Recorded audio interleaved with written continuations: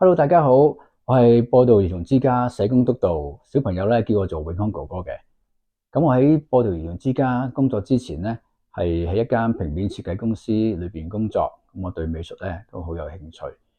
不如等我帶大家去睇下播道兒童之家唔同嘅壁畫，係我同小朋友一齊畫噶。呢幅壁畫咧係記載咗咧，小朋友離開家庭，帶住創傷進入播道兒童之家嘅故事。呢幅壁畫嘅意念應該早在廿幾年前咧已經係用咗喺幅壁畫上邊㗎啦。咁就呢個係第二個版本，呢個新嘅版本。之前嘅版本咧就冇咁仔細嘅。咁呢個最新嘅版本咧就比較仔細啲。咁帶大家慢慢睇下。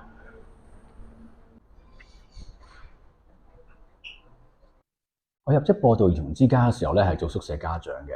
咁我有個拍檔嘅，我哋兩個咧輪住咧 A、B 間咁樣返工啦。咁咧就照顧咧13個咧小學嘅男孩子。咁我身邊呢個咧家務表啦。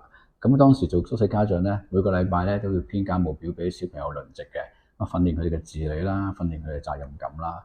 咁要考慮佢哋嘅能力啦，考慮佢哋返學放學時間啦。咁睇下做唔做到啦。嗱，我身後咧玻璃窗入邊咧，就係宿舍家長咧食嘢啦、辦公嘅地方嚟㗎。當時咧，我做家長咧就要喺裏邊咧當值㗎啦。嗱，呢度咧就係家舍嘅廚房啦。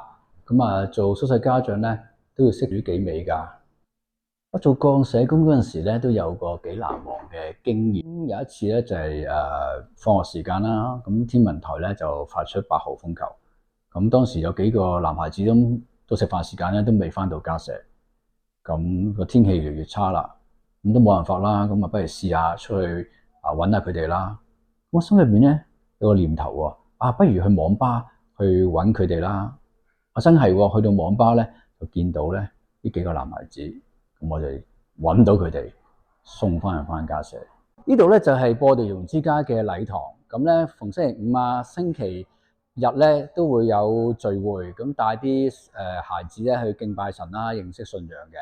咁咧，我有段時間咧，由宿舍家長轉咗做宗教教育工作，咁嗰段時間咧，都會帶啲孩子咧同教會接觸啦，讓佢哋認識主耶穌嘅愛。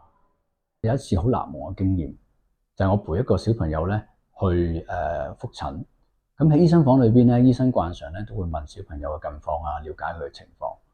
突然間咧，成間房咧變得好寧靜，但我好清楚聽到我內心有把聲音同我講：你要陪伴咧孩子成長。